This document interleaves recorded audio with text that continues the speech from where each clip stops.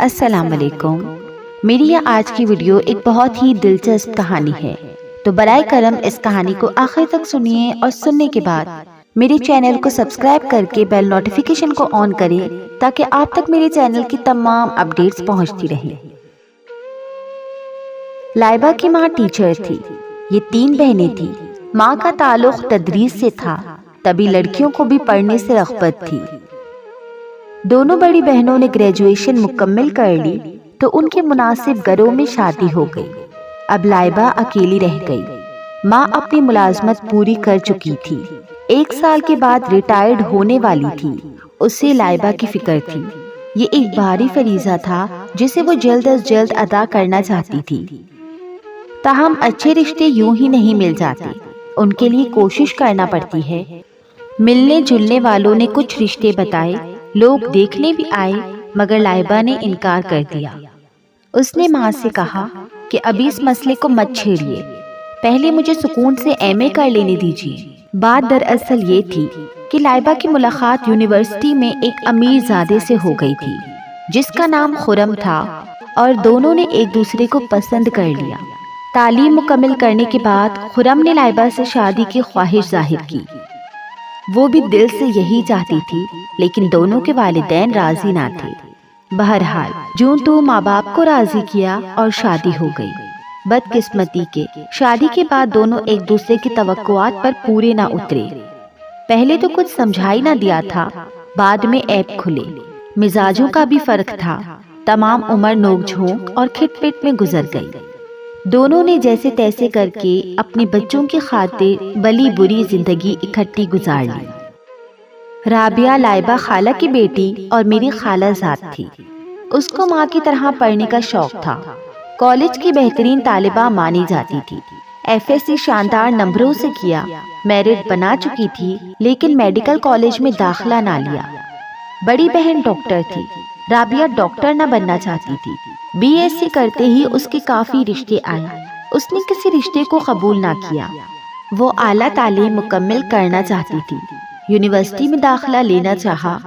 والدین نے شرط رکھی کہ وہ اسے پڑھائی سے غرض رکھے گی اور شادی کے معاملے میں والدین کی پسند کو ترجیح دے گی۔ رابعہ کی امی لائبہ خالہ کو پسند کی شادی کا تجربہ ہو چکا تھا۔ رابعہ کے والدین لو میرج کر کے عمر بھر پچھتاتے رہے تھے۔ ان کے خیال میں لو میرج کے بعد محبت کا جنازہ نکلتا ہے۔ مزاجوں کا اختلاف جو بعد میں ظاہر ہوتا ہے، وہ میاں بیوی کی زندگی میں نفرتوں کا جہنم کھول دیتا ہے۔ تبھی انہوں نے تہیہ کر لیا کہ بچوں کی شادیاں خود دیکھ بھال کر کریں گی اور ان کو لو میرج کے چکر میں نہ پڑنے دیں گے۔ خیر، رابعہ نے والدین سے وعدہ تو کر لیا کہ ان چکروں میں پڑھنے کی بجائے صرف تعلیم سے واسطہ رکھے گی، اس لیے اس کو یونیورسٹی جانے سے نہ روکا جائے۔ ایم ایس سی کا 1 سال خیریت سے گزر گیا، مگر ہونی ہو کر رہتی ہے۔ ایک دن رابعہ کی ملاقات نوید سے ہو گئی اور دونوں ایک دوسرے کو پسند کرنے لگے۔ نوید اچھا لڑکا تھا، سنجیدہ، شریف اور اعلیٰ خاندان کا چشم و چراغ تھا۔ اس کو رابعہ کی بدنامی بھی مطلوب نہ تھی۔ اس نے اپنے والدین کو خط لکھا کہ وہ ایک لڑکی کو پسند کرتا ہے اور شادی کرنا چاہتا ہے۔ ماں باپ نے جواب دیا، تعلیم مکمل کر لو، پھر لڑکی اور اس کا خاندان بھی دیکھ لیں گے۔ اچھے لوگ ہوئے تو تمہاری خواہش کا ضرور احترام کریں گے۔ لیکن یہاں رابعہ کے والدین تو لو میرج کا زخم کھا چکے تھے۔ وہ نہیں مانے۔ انہوں نے لڑکی کو دیکھنا تو کیا، اس کا نام تک سننا گوارا نہ کیا، بلکہ بیٹی سے کہا کہ تم اس وعدے کی پابند رہو جو تم نے ہم سے کیا تھا کہ شادی اپنی نہیں بلکہ ہماری پسند سے کرو گی۔ رزلٹ آ گیا۔ خوش قسمتی سے نوید کو فوراً ہی اچھی نوکری مل گئی، کیونکہ اس کے ساتھ خاندانی اثر و رسوخ تھا۔ وہ سمجھ رہا تھا کہ اچھی ملازمت ملنے کے بعد رابعہ ضرور اپنے والدین کو راضی کر لے گی، مگر وہ ایسا نہ کر سکی۔ ماں کو جب اس نے نوید کی ملازمت کے بارے میں بتایا تو ماں بولی، پسند کے یہ جذبات وقتی ہوتے ہیں، اتنی جلدی انسان کو پرکھ نہیں سکتا، کیونکہ آنکھوں پر جذبات کی پٹی بندھی ہوتی ہے۔ کل جب تم کو اچھا شوہر، اچھا گھر ملے گا تو تم اس نوید کو بھول جاؤ گی۔ بہتر یہی ہے کہ آج ہی بلا دو۔ تمہارے والد بھی نہیں مانیں گے، بلکہ نوید کے گھر والے اگر رشتہ لینے آئے تو ڈر ہے کہ بے رخی سے بات کر کے ان کے دل کو ٹھیس پہنچائے گے۔ اس لیے تم نوید کا خیال اپنے ذہن سے نکال دو۔ جب رابعہ نے دیکھا کہ کسی بھی صورت گھر والے راضی نہیں ہو رہے تو اس نے نوید کو اپنی مجبوریاں بتا کر اس سے کنارہ کشی اختیار کر لی اور ماں باپ کا مان رکھ لیا۔ نوید کو اتنا صدمہ ہوا کہ وہ اچھی بلی ملازمت چھوڑ کر اپنے چچا کے پاس انگلینڈ چلا گیا۔ 6 ماہ بعد رابعہ کی شادی فہد سے ہو گئی۔ وہ کس دل سے دلہن بنی اس کا دل ہی جانتا ہے۔ خیالوں میں اس کا محبوب بسا ہوا تھا۔ روح کا مالک نوید تھا جبکہ جسم کا مالک فہد بن چکا تھا۔ شادی کو 3 دن گزرے تھے کہ وہ ڈرائنگ روم میں گئی۔ وہاں ڈرائنگ روم پر نوید کی تصویر دیکھی تو وہ اچانک ہی ٹھٹک گئی۔ کچھ دیر کے لیے تو اس نے اپنی آنکھیں بند کر لی۔ واقعی یہ تو نوید ہی کی تصویر ہے جس کے ساتھ یونیورسٹی میں اس نے ملاقاتوں کے پرکیف لمحات گزارے تھے اور خیالوں میں کئی چاندنی راتوں کو صبح کے سورج کے ساتھ ملا دیا تھا۔ بے شمار سندر سپنے دیکھے تھے، جینے اور مرنے کی قسمیں کھائی تھی۔ پھر جانے وہ کہاں غائب ہو گیا۔ ابھی تو وہ کسی کے نام کے ساتھ منسوب بھی نہیں ہوئی تھی کہ وہ مایوس ہو کر کسی اور ملک میں گم ہو گیا تھا۔ اس کے بیرون ملک چلے جانے کے صرف 6 ماہ بعد وہ اس کے بڑے بھائی کی دلہن بن کے اس کے گھر آ گئی۔ ایسی آندھی چلی کہ گھر بھی چھوٹا اور شہر بھی۔ ابھی اس کا رزلٹ بھی نہیں آیا تھا کہ باپ نے شادی طے کر دی۔ وہ کہتی رہ گئی کہ پی ایچ ڈی کرنا چاہتی ہوں، لیکن اس کے والد نے کہہ دیا بس اتنی پڑھائی کافی ہے۔ جو لڑکا ہم نے رابعہ کے لیے پسند کیا ہے وہ بہت بڑا آفیسر ہے، ہماری بیٹی شہزادیوں کی طرح راج کرے گی۔ اور وہ نہ چاہتے ہوئے بھی راج کرنے آ گئی تھی۔ اس کے پاس نوید کی جتنی بھی تصویریں تھیں وہ سب اس نے جلا دی تھی، لیکن اس تصویر کا وہ کیا کرے جو ڈرائنگ روم میں لگی ہوئی تھی۔ اختیار تو اپنی چیزوں پر ہوتا ہے، پرائی پر نہیں۔ ایک بار اس نے کہا تھا کہ تم اگر مجھ سے کبھی جدا بھی ہوئی تو بھی میں تمہارے ساتھ رہوں گا، اور وہ اپنی ضد کا پکا تھا۔ رابعہ اس سے جدا بھی ہو گئی لیکن وہ ابھی تک نہ صرف اس کے ساتھ تھا بلکہ گھر میں بھی تھا۔ اس نے پلکوں کی چلمن اٹھائی اور ایک مرتبہ پھر نوید کی تصویر کو دیکھنے لگی اور عالم فراموشی میں تصویر اٹھا کر اپنے دلہے سے پوچھا یہ کس کی تصویر ہے؟ یہ میرا چھوٹا بھائی نوید ہے، کسی لڑکی کو چاہتا تھا۔ لڑکی کے والدین نے رشتہ دینے سے انکار کر دیا اور لڑکی نے بھی والدین کا ساتھ دیتے ہوئے اس سے منہ موڑ لیا، تو وہ دل برداشتہ ہو کر ملک سے باہر چلا گیا۔ میری اور تمہاری شادی میں بھی اسی وجہ سے شرکت نہ کر سکا۔ میں نے اسے فون پر بھی کہا تھا کہ میری شادی تو اٹینڈ کر لو، مگر وہ نہیں آیا۔ اب آئے گا تو کان کھینچوں گا۔ وہ شوہر کی باتیں ایسے سنتی جیسے کوئی خواب میں کسی کی باتیں سنتا ہو۔ اپنے ہی گھر میں دیوار پر دن رات لگی نوید کی تصویر دیکھ دیکھ کر ایک بار پھر اس کی یاد نے رابعہ کے دل کو دبوچ لیا۔ وہ سوچ بھی نہ سکتی تھی کہ وہ جس گھر میں بیاہ کر جائے گی وہ نوید کا ہوگا، اور اب اس گھر میں نوید کی بھابھی بن کر رہنا کتنا دشوار تھا۔ رابعہ ہر وقت پریشان رہنے لگی۔ وہ سوچتی کہ اگر کسی روز نوید واپس آ گیا تو کیا ہوگا، میرا کیا بنے گا؟ کبھی نہ کبھی اس نے تو آنا ہی تھا، اور اگر فہد کو شک ہو گیا تو وہ اپنے شوہر کی نظروں میں بھی گر جائے گی۔ وہ انہی خیالوں میں گھری رہنے لگی۔ ایک روز وہ ڈرائنگ روم میں سجاوٹ کی چیزوں سے گرد جھاڑ رہی تھی کہ نوید کی تصویر کے پاس آئی اور اسے غور سے دیکھنے لگی۔ وہ اپنے مخصوص انداز میں مسکرا رہا تھا۔ اس کو یاد آیا کہ ایک دفعہ نوید کو رابعہ کی تقریر اتنی پسند آئی تھی کہ اس نے اپنا جیتا ہوا میڈل گردن سے اتار کر رابعہ کے گلے میں ڈال دیا تھا۔ رابعہ کو چپ سی لگ گئی۔ ایک دن فہد نے نوید کو خط لکھا۔ اس نے لفافے میں اپنی اور رابعہ کی تصویر بھی رکھ دی۔ رابعہ نے لفافے سے وہ تصویر نکال لی۔ فہد نے پوچھا تم نے تصویر کیوں نکال لی؟ وہ بولی جب دیور صاحب گھر آئیں گے تو دیکھ لیں گے۔ مجھے غصہ آتا ہے، آپ ہر وقت اس کی باتیں کیوں کرتے رہتے ہیں؟ اس میں غصہ کرنے کی کیا بات ہے؟ وہ میرا چھوٹا بھائی ہے، مجھے پیار ہے۔ یہ تم کیوں میرے بھائی کے نام سے اس قدر وحشت کھاتی ہو؟ اس کی ساس ماں جیسی تھی۔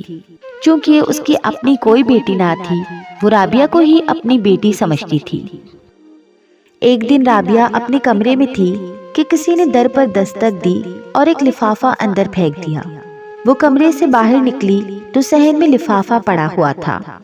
یہ خط لندن سے آیا تھا۔ اس میں لکھا تھا ماں میں ابھی تک اس لڑکی کو نہیں بھولا جس کا نام اب تک آپ نہیں جانتی۔ وہ میرے ساتھ یونیورسٹی میں پڑھتی تھی، بہت اچھی لڑکی تھی، مگر اب نام بتانے سے کیا فائدہ، خدا جانے وہ اب کہاں ہوگی۔ آپ کہتی ہیں نا کہ کہیں میں نے لندن میں شادی تو نہیں کر لی؟ امی جان، کوئی اس جیسی ملے گی تو شادی کروں گا نا۔ رابعہ نے سوچا کہ اگر خط چھپا لوں یا پھاڑ لوں تو کیا فرق پڑے گا، کیوں نہ اماں کو دے دوں، وہ بیچاری روز بیٹے کے خط کا انتظار کرتی ہے۔ خیر، ان دنوں موبائل فون تو تھے نہیں، خط ہی آدھی ملاقات ہوا کرتے تھے۔ بس اس نے خط ماں کو دے دیا۔ وہ بولی، بیٹی رابعہ تم ہی پڑھ کر سنا دو۔ خط سن کر بولی، پتہ نہیں وہ کون لڑکی تھی، کاش مجھے اس کا پتہ چل جائے تو میں اس کے ماں باپ کے پاس جا کر انہیں ہاتھ جوڑ کر منا لوں اور اپنے بیٹے کے لیے خوشیاں لے آؤں۔ رابعہ کھڑی سوچ رہی تھی کہ اگر ان کو پتہ چل جائے کہ وہ بد نصیب میں ہوں تو شاید ہی میری شکل بھی دیکھنا گوارا نہ کریں۔ اتنے میں فہد آ گیا، پوچھا، رابعہ تم کیوں ایسے کھڑی ہو، کیا ہوا ہے؟ شوہر کی بات پر وہ پریشان ہو گئی، جیسے واقعی اس کے چوری پکڑی گئی ہو۔ نوید کا خیال اب تو اس کی زندگی کے لیے سوہان روح بن گیا تھا۔ خوف ایک تلوار کی طرح ہر وقت اس کے سر پر لٹکتی رہتی تھی۔ کچھ دن بعد نوید کا دوسرا خط آ گیا، اس میں لکھا تھا، ماں اس لڑکی نے بے وفائی کی، اب اس کی شادی ہو گئی ہے، اب آپ کسی کے در پر لڑکی کے ماں باپ کو منانے نہیں جانا پڑے گا۔ اس کے بعد نوید کا کوئی خط نہ آیا۔ ایک دن فہد نے سوچا کہ بہت دن ہو گئے ہیں، نوید نے اسے نہ تو دفتر میں فون کیا اور نہ ہی کوئی خط لکھا، کیوں نہ گھر پر فون لگوا لوں۔ ماں نے کہا، فون لگوا کر کیا کرو گے، تم خود لندن کیوں نہیں چلے جاتے، دیکھو تو جا کر کہ وہ کس حال میں ہے، فون واپس آ کر لگوا لینا۔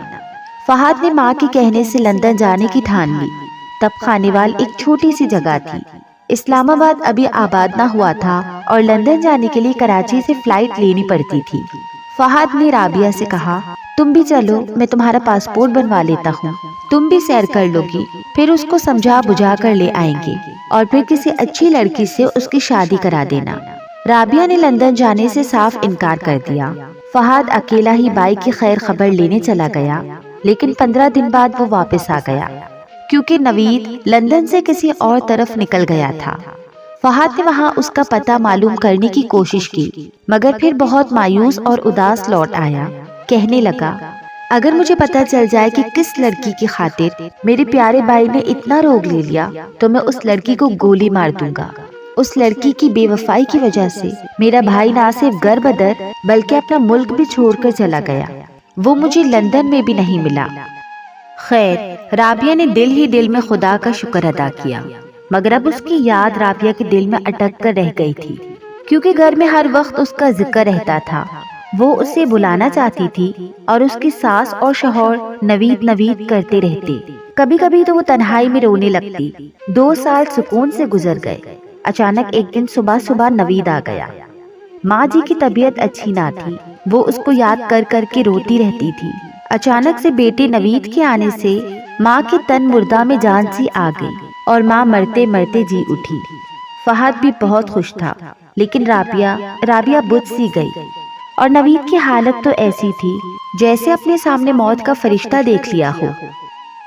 فہد نے چھوٹے بھائی سے اپنی بیوی کا تعارف کرایا کہ یہ ہے تمہاری بابی رابعہ، اب یہ تم پر جرمانہ کریں گی کہ تم ہماری شادی میں نہیں آئے تھے۔ جرمانہ تو میں ادا نہیں کر سکتا، البتہ معافی مانگ سکتا ہوں، چھوٹے دیور ہو، پاؤں چھو لو، معافی مل جائے گی۔ یہ کہہ کر فہد باہر چلا گیا کہ اماں نے اسے آواز دی۔ تبھی رابعہ کی طرف دیکھے بغیر نوید نے کہا، جس کی خاطر ہم نے دنیا چھان ماری، پتہ نہیں تھا کہ وہ دشمن تو اپنے ہی گھر میں ہے۔ یہ بات فہد کے کان میں بھی پڑ گئی۔ پوچھا، کیا کہا نوید؟ کچھ نہیں، خود سے کہہ رہا تھا ایک دوست کے بارے میں۔ کچھ نہیں، خود سے کہہ رہا تھا ایک دوست کے بارے میں۔ اس کو پیار سے دشمن بلاتا ہوں، اس کے پاس بھی جانا ہے، پر ابھی نہیں، کل چلا جاؤں گا۔ رابعہ کی تو سانس رک گئی، خود سے خود کو چھپا رہی تھی۔ صبح سے باورچی خانے میں گھس گئی کہ دیور کے لیے خود خاص اہتمام سے کھانا بنا رہی ہے۔ یوں بھی وہ اس کے سامنے نہ جانا چاہ رہی تھی، کیونکہ وہ نوید کے چہرے پر تلخی دیکھ چکی تھی۔ ڈر تھا کہ کسی وقت ایسی کوئی بات زبان پر نہ لے آئے کہ جس کو فہد سن لے۔ ایک دن فہد آفس گیا ہوا تھا، ساس سو رہی تھی، نوید اس کے کمرے میں آ گیا۔ اس نے تنزیہ کہا، کیا شادی کرنے کو تمہارے ماں باپ کو یہی گھر ملا تھا؟ 2-4 گھر چھوڑ کر کیا بیاہ نہیں سکتے تھے تمہیں؟ رابعہ نے اسے سمجھانا چاہا کہ دیکھو نوید، اس میں میرا کوئی قصور نہیں، تم اگر چلے نہ گئے ہوتے تب بھی شاید پتہ چل جاتا کہ میری شادی کس گھر میں ہو رہی ہے۔ اب میں رابعہ نہیں، تمہاری بابی بن چکی ہوں، میرا نہیں تو کم سے کم اپنے بھائی کا خیال کرو۔ آئندہ کبھی ایسی ویسی بات مت کرنا جس سے کسی کو شک ہو جائے کہ ہم ماضی میں ایک دوسرے کو جانتے تھے۔ جو ہونا تھا ہو چکا، اب اس کی دعا قبول ہو گئی۔ نوید یہاں کی پرکیف زندگی سے اکتا کر پھر سے انگلینڈ چلا گیا، اور اب تو اسے اس گھر، جائیداد اور روپے پیسے سے بھی کوئی دلچسپی نہ رہی تھی۔ اس نے سبھی کچھ اپنے بھائی کو سونپ دیا۔ اس کے جانے سے رابعہ نے سکون کا سانس لیا۔ اسی دوران خدا نے اس کو ایک بیٹے سے نواز دیا۔ یکے بعد دیگرے وہ 2 اور بچوں کی ماں بن گئی۔ زندگی میں کچھ ہلچل، کچھ ٹھہراؤ آ گیا۔ بچوں نے اس کو مصروف کر دیا تھا۔ نوید کی کبھی یاد آئی بھی تو اس نے اس کے خیال کو پرے جھٹک دیا۔ شکر کہ وہ جاتے ہوئے ڈرائنگ روم سے اپنی تصویر بھی اتار کر لے گیا۔ یہ تصویر اسے ماضی کی یاد دلاتی تھی، اور وہ ماضی کو فراموش کر کے اپنے حال میں گم ہو گئی۔ 12 برس گزر گئے۔ اس کی ساس کا انتقال ہو گیا۔ اب وہی اسی گھر کی بلا شراکت غیر مالک ہو گئی۔ اپنے شوہر سے اس کو کوئی شکایت نہ تھی، لیکن اپنے والدین سے وہ آج بھی اکھڑی اکھڑی رہتی تھی۔ اس کو ماں باپ سے شکوہ تھا، جنہوں نے خود تو اپنی پسند کی شادی رچا لی اور اس کو اس حق سے محروم کر کے ایک پرخلش زندگی میں دھکیل دیا تھا۔ ایک دن وہ اپنی بیٹی کو ہوم ورک کروا رہی تھی۔ اچانک سے گھنٹی بجی۔ اس نے نارمل انداز سے فون اٹھایا، مگر فون کرنے والے کا لہجہ نارمل نہ تھا۔ فون فہد کے دفتر سے تھا۔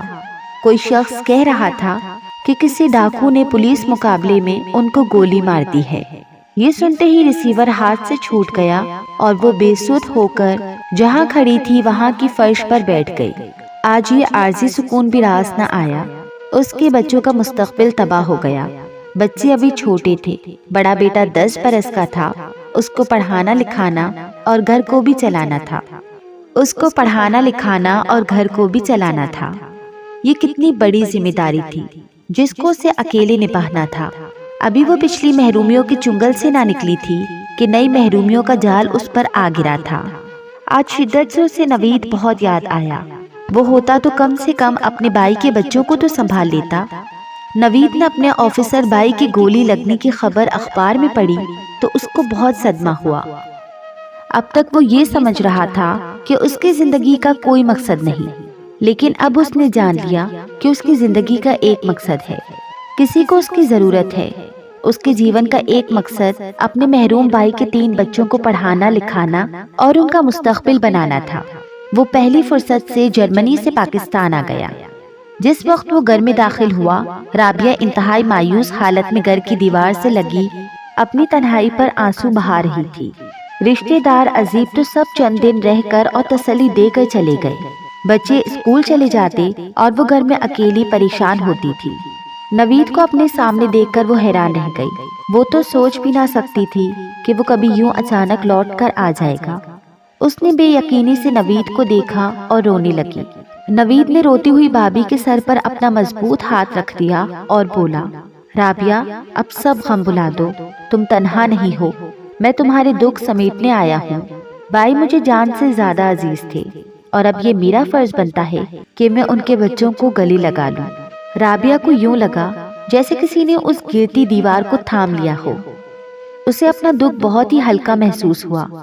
اس وقت فون گھر میں لگ چکا تھا۔ اس نے فون کر کے والدین کو اطلاع کی کہ بچوں کا چچا آ گیا ہے، اب آپ کو میرے بچوں کی فکر کرنے کی ضرورت نہیں۔ تبھی بچے بھی اسکول سے آ گئے، نوید سے گلے لگے۔ اس نے بھی انہیں بہت پیار دیا۔